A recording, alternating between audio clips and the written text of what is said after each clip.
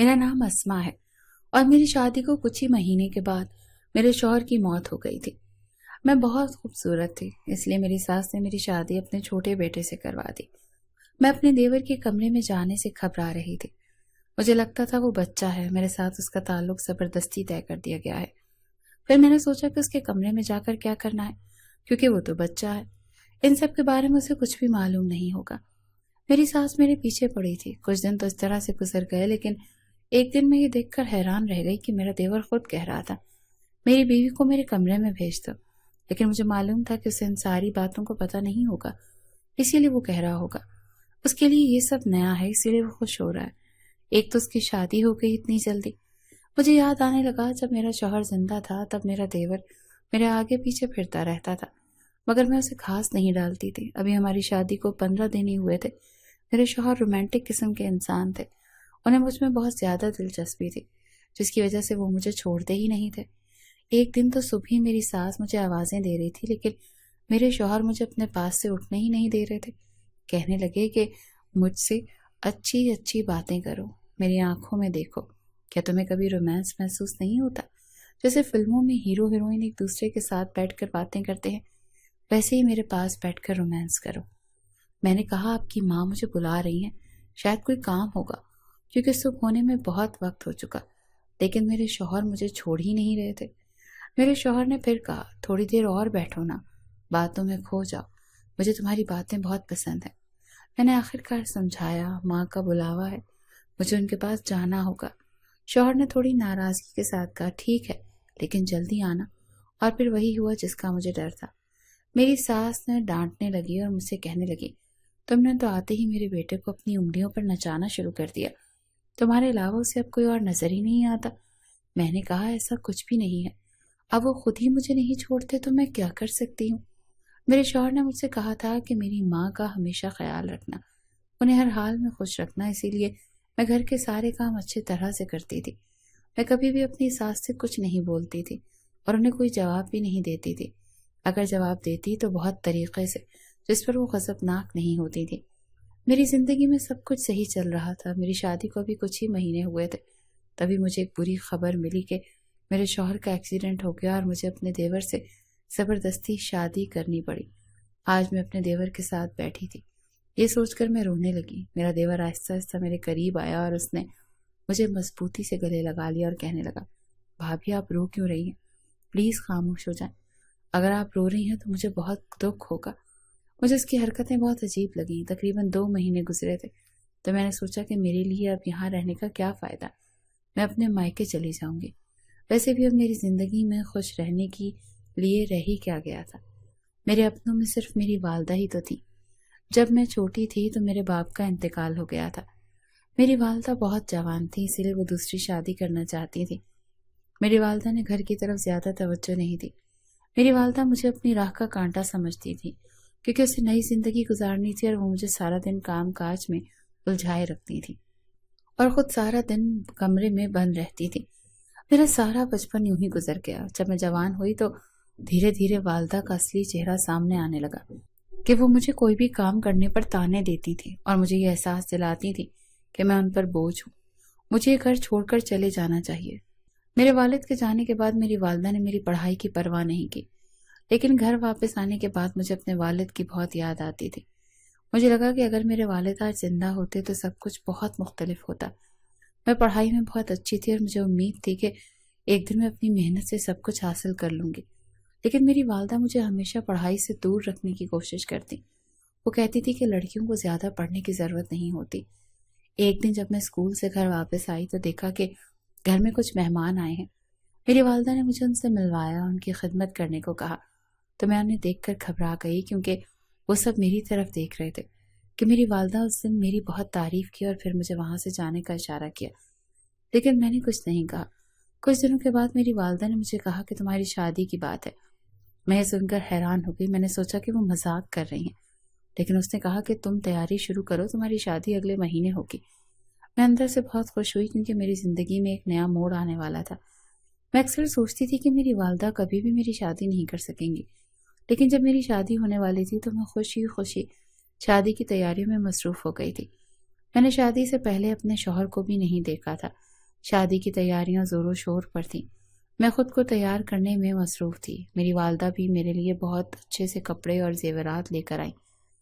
یہ سب مجھے بہت اچھا لگ رہا تھا۔ اس بار وہ تھوڑی بدلی سی لگ رہی تھی۔ وہ میرے لیے خوش تھیں اور انہوں نے میری شادی کے لیے ہر ممکن کوشش کی۔ انہوں نے کہا کہ تمہاری خوشی میری خوشی ہے۔ پھر میری شادی کا دن آ گیا۔ میں دلہن کے روپ میں تیار تھی۔ میرے دوست بھی میری قسمت پر رشک کر رہی تھی، لیکن میں یقین نہیں کر سکتی تھی کہ میری زندگی اتنی خوبصورت ہونے والی ہے۔ میرے سسرال میں میرا شوہر اپنی ماں اور چھوٹے بھائی کے ساتھ رہتا تھا۔ مجھے میرے شوہر نے بہت پیار اور احترام کے ساتھ بتایا کہ اس کے والد کا انتقال ہو چکا تھا۔ میرے شوہر نے اپنے چھوٹے بھائی کی دیکھ بھال کی اور بچپن ہی سے اس نے اپنے چھوٹے بھائی کی ہر ضرورت کو پورا کیا۔ شادی کی پہلی رات میرے شوہر نے مجھ سے وعدہ لیا کہ تم ہمیشہ میرے بھائی سے پیار کرو گی۔ میں نے اپنے شوہر سے کہا کہ اس کے بارے میں آپ کو بالکل بھی فکر کرنی نہیں چاہیے۔ اس کے بعد میری شادی کی پہلی رات بھی اچھی گزری۔ صبح میرے کمرے سے ساس آئی اور اس نے مجھ سے کہا کہ عجیب و غریب سوال پوچھے، جسے سن کر میں سوچنے لگی کہ عورتیں ایسی حرکتیں کیوں کرتی ہیں۔ تھوڑی دیر بعد میری ساس کمرے میں پھر سے آئی اور کہا، تمہاری منہ دکھائی کی رسم شروع ہو جائے گی، اس لیے تم خوب تیار ہو جاؤ، ہمارے خاندان کے لوگ آتے ہی ہوں گے۔ میں نے کہا ٹھیک ہے۔ اس کے بعد سارے رشتہ دار گھر آئے اور میری تعریف کی۔ یہ دیکھ کر میری ساس نے کہا، تم نے سب کچھ بہت اچھا کیا۔ ساس کی یہ بات سن کر میرا دل خوشی سے بھر گیا۔ میرا دیور بھی بہت اچھا تھا۔ پہلے تو وہ مجھ سے مذاق کرتا رہا، وہ مجھ سے عجیب سے سوال کرنے لگا، بھابھی آپ اور بھائی کمرے میں کیا کر رہے تھے؟ میں نے کہا ہم جلدی سو گئے تھے۔ پھر اس نے مجھ سے پوچھا، پھر آپ کے کمرے کی لائٹ بند کیوں تھی؟ اس کی باتیں سن کر میں نے سوچا اس کا مطلب یہ ہے کہ وہ ہمارے کمرے میں باہر ہی تھا۔ میرے ذہن میں خوف آنے لگا، کہیں اس نے ہماری ساری گفتگو تو نہیں سن لی۔ میں نے سوچا کہ اس سے کم بات کروں، لیکن پھر وہ کہنے لگی، بھابھی آپ کہاں سوتی ہیں؟ مجھے تو سمجھ نہیں آ رہی تھی کہ میں کیا جواب دوں۔ میں نے یہ سب اپنے شوہر کو بتایا کہ تمہارا بھائی مجھ سے اتنے سارے سوالات کر رہا ہے، پتہ نہیں وہ کیا جاننا چاہتا ہے۔ میں نے اپنے شوہر سے کہا، یہ بہت عجیب ہے، ایک چھوٹے بچے کے ذہن میں ایسے گندے سوالات کیسے آ گئے؟ یہ سن کر میرے شوہر نے کہا، جب لڑکے جوان ہو رہے ہوتے ہیں تب وہ بہت سی چیزوں کے بارے میں متجسس ہو جاتے ہیں۔ اسی لیے میرے شوہر مجھ سے کہنے لگے کہ دیکھو میرا بھائی بہت معصوم ہے، آئندہ میرے چھوٹے بھائی کی شکایت مت کرنا۔ شوہر کی بات سن کر میں سمجھ گئی کہ مجھے اس کے بھائی کی عجیب باتوں کی عادت ڈالنی ہوگی۔ میری شادی ہوئے چند ماہ ہوئے تھے، پھر مجھے ایک بری خبر ملی کہ میرے شوہر کا حادثہ ہو گیا، اور یہ سن کر ہمیں بہت بڑا صدمہ پہنچا اور میں رونے لگی۔ سوچنے لگی ایسا بھی ہو سکتا ہے یہ خبر ہمیں دیور نے دی تھی۔ اس دن بھی وہ اپنے بھائی کے ساتھ دیر تک رہا تھا، اس لیے مجھے لگا کہ میرا دیور جھوٹا تھا۔ لیکن جب میں نے شوہر کی لاش دیکھی تو میرے ہوش اڑ گئے۔ میری ساس یوں بری طرح رو رہے تھے۔ اب میرا شوہر اس دنیا سے جا چکا تھا۔ میرے لیے بہت بڑا دکھ تھا، کسی عذاب سے کم نہیں تھا۔ روتے روتے میری حالت بہت خراب تھی۔ میری ساس مجھے کہنے لگی، تم نے میرے بیٹے کو کھا لیا، تمہارے قدم بد نصیب ہیں، تمہاری وجہ سے اس گھر کا سکون ختم ہو گیا، سب کچھ برباد ہو گیا، یہ تمہاری وجہ سے ہوا ہے۔ پھر جب میرے شوہر کو مرے کئی مہینے ہوئے تو میری ساس میرے پیچھے پڑ گئی کہ میں دیور سے شادی کر لوں۔ اس نے کہا، آج تمہاری شادی کی پہلی رات ہے، اگر تم کمرے میں نہیں گئی تو پھر سے کچھ ضرور ہوگا، اور کیا تم میرے دوسرے بیٹے کو بھی مارنا چاہتی ہو؟ اس کی بات سن کر میرے دل میں ایک عجیب سی گھبراہٹ ہوئی، لیکن میں نے اپنے ارادے کو نہیں بدلا۔ میں نے ٹھان لیا تھا کہ کسی بھی قیمت پر میں اس کے کمرے میں نہیں جاؤں گی۔ جب رات ہوئی تو میری ساس نے مجھے سجایا اور دھوم دھام سے مجھے کمرے میں بھیجنے کی تیاری کی، لیکن میں وہاں دروازے پر کھڑی رہی۔ تم اندر کیوں نہیں جا رہی؟ ساس نے غصے میں کہا، ماں مجھے ابھی اس شادی کا مطلب سمجھنے میں وقت لگے گا، یہ شادی تمہارے اور ہمارے بھلے کے لیے ہوئی ہے۔ ساس نے مجھے سمجھانے کی کوشش کی، لیکن میں اپنے فیصلے پر اڑ گئی۔ آخرکار میری ساس نے ہار مانی اور مجھے اکیلا چھوڑ دیا۔ میں رات بھر دروازے کے پاس بیٹھی رہی اور سوچتی رہی کہ آخر میری زندگی میں یہ کیسی مصیبت آ گئی ہے۔ اگلے دن میری ساس نے مجھ سے کہا کہ تمہیں نوکری کرنی ہوگی۔ اس نے محلے کے ڈھیر سارے بچوں کو جمع کر لیا۔ اب میں روز 30 سے 40 بچوں کو ٹیوشن پڑھاتی تھی۔ ان سب سے میرا دماغ بہت زیادہ خراب ہو جاتا تھا، میں بہت زیادہ تھک جاتی تھی، کیونکہ پڑھانے کے ساتھ ساتھ مجھے گھر کا سارا کام بھی کرنا پڑتا تھا۔ 3-4 دن اسی طرح سے گزرے۔ میں اپنے دیور کے کمرے میں جانے سے گھبراتی تھی، مجھے لگتا تھا کہ وہ بچہ ہے، میرا اس کے ساتھ رشتہ زبردستی کروا دیا گیا۔ پھر میں نے سوچا کہ اس کے کمرے میں جا کر کرنا ہی کیا ہے، کیونکہ وہ تو ابھی بچہ ہے، ان سب کے بارے میں اس کو کوئی معلومات نہیں ہوں گی۔ کچھ دن تو اسی طرح سے گزر گئے، لیکن ایک دن میں یہ دیکھ کر حیران رہ گئی کہ میرا دیور خود ہی کہہ رہا تھا کہ میری بیوی کو میرے کمرے میں بھیجو۔ لیکن مجھے معلوم تھا کہ وہ بچہ ہے اور اسے ساری باتوں کا پتہ نہیں ہوگا، اسی لیے وہ کہہ رہا ہوگا۔ اس کے لیے یہ سب نیا ہے، اسی لیے وہ خوش ہو رہا تھا۔ ایک تو اس کی شادی ہو گئی، وہ بھی اتنی جلدی، لیکن پھر میں سوچنے لگی کہ اس کے دماغ میں ایسی باتیں تو میرے پہلے شوہر کے پہلے دن ہی تھی۔ میں سمجھ گئی کہ اسے اس طرح چیزوں کا شوق ہے، لیکن اسے یہ پتہ نہیں تھا کہ کیا ہوتا ہے۔ میری زندگی برباد ہو گئی تھی، میری زندگی میں اب کچھ بھی نہیں تھا۔ میں نے ایک دن سوچ لیا تھا کہ میں اس گھر سے بھاگ جاؤں گی، کوئی اتنا زیادہ مشکل نہیں تھا۔ میں بری طرح رو پڑی۔ میں بھی گھر سے بھاگنا نہیں چاہتی تھی، آخر بھاگ کر جاتی بھی کہاں۔ ایک بار بھاگ جاتی تو مجھ پر الزام لگ جاتا کہ یہ گھر سے بھاگ گئی ہے۔ میں ایک عزت دار باپ کی بیٹی تھی، میں نے ساری زندگی عزت سے گزاری تھی، میں اپنا باپ کا نام کیسے بدنام کر سکتی تھی؟ میں بری طرح رو رہی تھی اور اپنے دوسرے شوہر کے ساتھ واپس آ گئی، لیکن مجھے ایسا شوہر نہیں چاہیے تھا، میرا دل نہیں کر رہا تھا اسے شوہر کہنے کا۔ صبح اس بات کی خبر میری ساس کو بھی ہو گئی، لیکن میرے دیور نے سب کچھ سنبھال لیا، ورنہ مجھے بہت ڈانٹ پڑتی اور میں ایسا نہیں چاہتی تھی۔ اس کے بعد میری ساس نے شور کرنا شروع کر دیا۔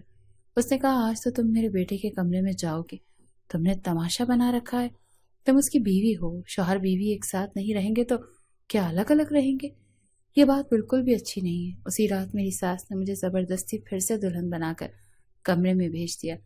ایک پل کو میں نے سوچا کہ میں اندر سے کمرے کو تالا لگا لوں، لیکن میں ایسا نہیں کر پائی کیونکہ میری ساس نے پہلے ہی سے سارا انتظام کر رکھا تھا۔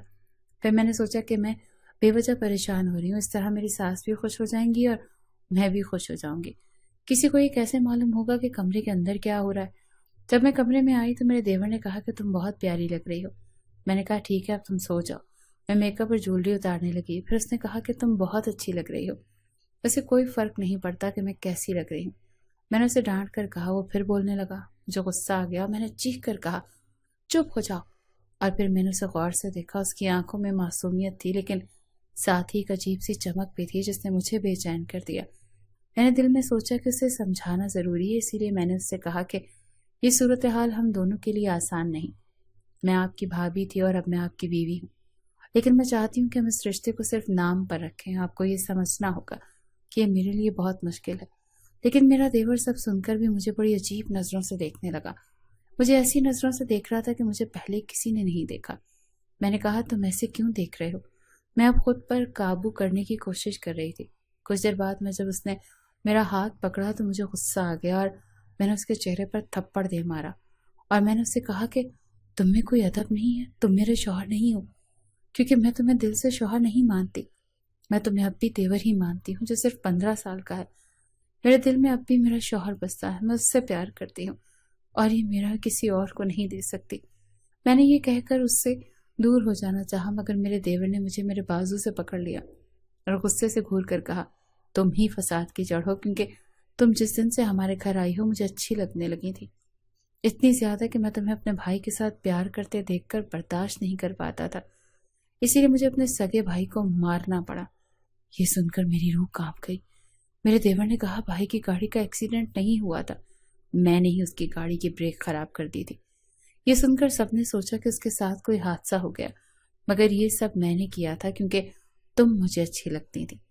یہ سن کر میں ہکا بکا رہ گئی، یہ کوئی معصوم بچہ نہیں تھا، اس نے اپنے ہی بھائی کو مارا تھا اور اب مجھ سے زبردستی شادی کر لی۔ میں چیخنا چاہتی تھی لیکن اس سے پہلے کہ میں کچھ کرتی اس نے مجھے اپنی طرف کھینچا اور مجھے بستر پر گرا دیا، لیکن اب مجھے اس کی شکل سے بھی نفرت تھی۔ اسے سختی سے کمرے سے باہر نکال دیا اور چیخنے لگی۔ میں نے ساری حقیقت سب کو بتائی لیکن کسی نے میری بات پر یقین ہی نہیں کیا۔ میرے دیور نے مجھے سب کے سامنے جھوٹا بنا دیا، یہ کہہ کر کہ میں اسے اپنا شوہر نہیں سمجھتی، اسی لیے اس پر الزام لگا رہی ہوں۔ اب میرا کوئی نہیں رہا، کوئی راستہ نہیں بچا، اسی لیے میں نے خودکشی کی کوشش کی، لیکن ان لوگوں نے مجھے خودکشی بھی نہیں کرنے دی۔ لیکن میں نے فیصلہ کر لیا تھا کہ میں اپنے شوہر کے قاتل کو ہر قیمت پر سزا دوں گی۔ کچھ دنوں کے بعد مجھے پتہ چلا کہ میں حاملہ ہوں۔ اب میں اپنے بچے کے لیے زندہ رہنا چاہتی تھی۔ میں نے خاموشی سے دیور کے خلاف ثبوت جمع کرنا شروع کر دیا۔ میں نے اپنی دیور کی حرکتوں پر نظر رکھنی شروع کر دی۔ وہ مجھے ہراساں کرنے سے باز نہیں آتا تھا، لیکن اب میں نے اس کی حرکتیں اپنے موبائل سے ریکارڈ کرنا شروع کر دی۔ اس سے میٹھی میٹھی باتیں کرنے لگی تاکہ وہ مجھ سے میرے شوہر کو موت کے بارے میں بتا سکے۔ میں نے مزید ثبوت جمع کرنے کی کوشش کی اور ایک دن میری دوست نے کہا کہ آپ کو پولیس کو رپورٹ کرنا چاہیے۔ تم نے اس کے خلاف کافی ثبوت جمع کر لیے ہیں۔ میں نے اسے تمام ریکارڈنگ اور ثبوت پولیس کو دکھائے اور اس نے میری مدد کرنے کا وعدہ کیا۔ میں نے اپنی ہمت نہیں ہاری، پولیس اسٹیشن جا کر رپورٹ درج کرائی، لیکن جب میں نے اس کو یہ سارے ثبوت دکھائے تو انہوں نے میری باتوں کو سنجیدگی سے لیا اور گھر میں آ کر میرے دیور کو گرفتار کر کے پوچھ گچھ شروع کر دی۔ میرے لیے یہ لڑائی آسان نہیں تھی، لیکن ان کی تمام کوششیں ناکام ہو گئی۔ میری ریکارڈنگ اور شواہد کے سامنے میرے سسرال والے اور خاندان والے بھی میرے خلاف ہو گئے۔ انہوں نے مجھے خاندان کا دشمن کہا اور مجھے گھر سے نکالنے کی دھمکیاں دی۔ اب میں نے انصاف حاصل کرنے کا تہیہ کر لیا تھا، چاہے کچھ بھی ہو جائے۔ آخرکار عدالت نے میرے دیور کو سزا سنائی اور اسے سخت سزا دی۔ میری لڑائی نے مجھے اور بھی مضبوط کر دیا۔ میں نے ثابت کر دیا کہ سچ کی جیت ہوتی ہے، چاہے کتنا ہی مشکل راستہ کیوں نہ ہو۔ اس سب کے بعد میں نے ایک نئی شروعات کرنے کا فیصلہ کیا، ایک نیا گھر لیا اور اپنے بچے کے ساتھ ایک نئی زندگی کا آغاز کیا۔ اب میرا بچہ میری طاقت ہے۔ میں نے اپنے تجربات سے سیکھا ہے کہ چاہے کتنی ہی مشکل کیوں نہ ہو، ہمیں اپنے حقوق کے لیے لڑنا چاہیے۔